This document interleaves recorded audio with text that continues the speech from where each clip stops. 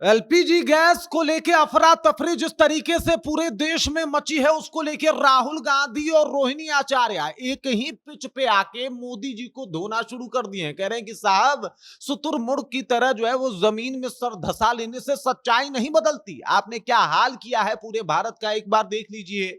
उधर राहुल गांधी कह रहे हैं कि आपको क्या ही कहा जाए, अभी देश की दो सबसे बड़ी समस्या है। पहली समस्या है गैस सिलेंडर और दूसरा समस्या है मिस्टर सरेंडर, क्योंकि उन्होंने जाके अमेरिका के सामने खुद को सरेंडर कर दिया और इसी का परिणाम है कि आज भारत इस समस्या से जूझ रहा है और बिहार सरकार या तमाम राज्यों की सरकार जो है डैमेज कंट्रोल करने में लगी हुई है। अब देख लीजिए गैस सिलेंडर की वजह से किस तरीके से एकदम पूरे भारत के ऊपर व्यापक समस्या आती हुई दिखाई दे रही है। हालांकि सरकार कह रहा है कि अफवाहों में नहीं आना है। अरे नहीं आएंगे अफवाहों में, आप सिलेंडर लोगों को उपलब्ध जो है वो करवा दीजिए। लेकिन अफसोस की बात यह है कि अफरा तफरी का माहौल है और लोग अभी से ही प्री बुकिंग चालू कर रखे हैं कि भाई हमको सिलेंडर मिल जाए। लेकिन अफसोस की बात यह है कि ऐसा होता हुआ दिखाई नहीं दे रहा।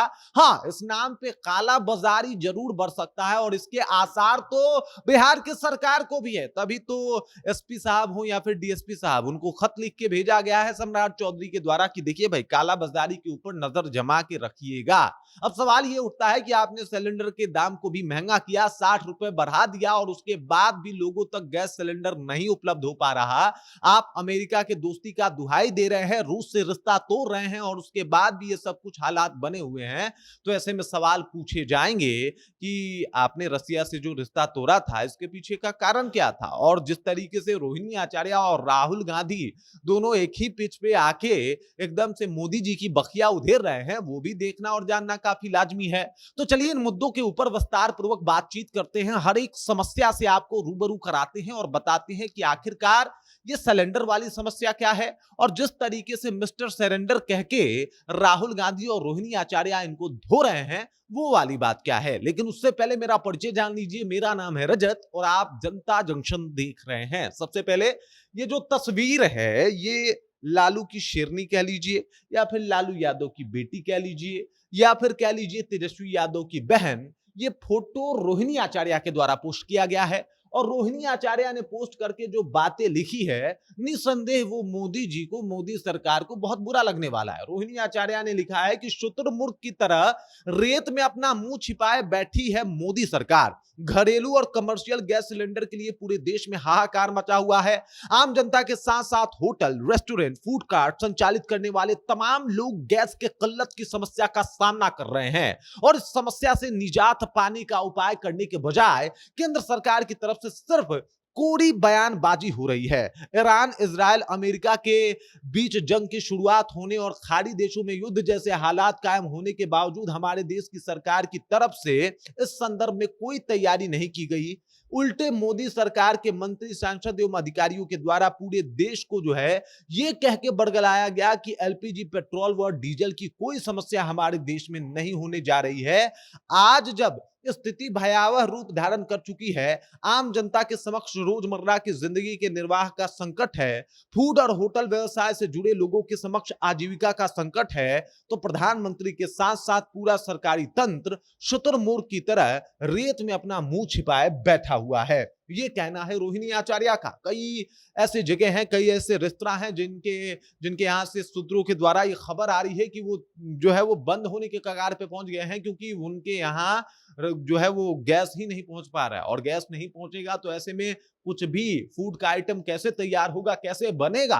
और ये बहुत बड़ी समस्या अभी पूरे भारत और बिहार सब के पास जो है वो ये समस्या पहुंच रही है। वहीं पे अगर राहुल गांधी की बात करें तो उन्होंने भी उनके ये जो कांग्रेस की ऑफिशियल आईडी है उसके द्वारा एक पोस्ट किया गया है जिसमें लिखा गया है, देश दो समस्याओं से जूझ रहा है। पहला है गैस सिलेंडर और दूसरा है मिस्टर सरेंडर। अब ये मिस्टर सरेंडर वाला तंज जो है वो मारा गया है मोदी जी के लिए। इसके पीछे का कारण है क्योंकि उन्होंने रसिया से जो समझौता था तेल खरीदने का, उस समझौते को तोड़ दिया और अमेरिका के साथ नए व्यापार को नई नीति देने की एक कोशिश की। लोगों ने कहा कि रसिया हमारा पुराना मित्र है, उसका साथ छोड़ने के पीछे का कारण क्या है। आखिरकार ट्रंप सीधे तौर पे आके धमका रहे हैं कि हम टैरिफ बढ़ा देंगे, हम टैरिफ बढ़ा देंगे, और उसके ऊपर मोदी जी कुछ नहीं बोल पा रहे, चू तक नहीं कह पा रहे। तो ये सवाल तो पूछा जाएगा कि क्या वाकई ट्रंप के सामने मोदी जी बेबस हैं। और देखिए मजे की बात यह है कि रूस के राष्ट्रपति व्लादिमीर पुतिन ने खुद आके कहा कि अब भारत की जनता ये तय करेगी कि उनको क्या चाहिए और क्या नहीं चाहिए, क्योंकि जिस तरीके से पेट्रोल हमसे अगर ना खरीदने की बात की जा रही है तो इससे भारत को 7 अरब से 8 अरब डॉलर रुपए का नुकसान हो सकता है, ये व्लादिमीर पुतिन ने कहा। और उधर ट्रंप साहब खुद आके कह रहे हैं कि अगर इंडिया इस तरीके से समझौता तोड़ेगा या फिर वो जाके रसिया से तेल खरीदेगा तो हम टैरिफ बढ़ा देंगे। और इस बीच मोदी जी मौन हैं। मोदी जी वो जो एकदम से 1 घंटा तो माइक पकड़ के वो ऐसे भी बोल जाते हैं, वो चुप हैं, वो कुछ कह ही नहीं पा रहे। तो क्या ये मोदी जी की मजबूरी मान ली जाए? म से मोदी, म से मजबूरी, क्योंकि ट से ट्रंप के सामने तो उनके मुंह से एक भी वर्ड बाहर जो है वो नहीं आ रहा है। अरे ट्रंप अमेरिका के राष्ट्रपति हैं, वो आधिकारिक तौर पे मीडिया में आके बयान दे रहे हैं, कम से कम आपको आके सामने से उनके बयान को खंडित तो करना पड़ेगा।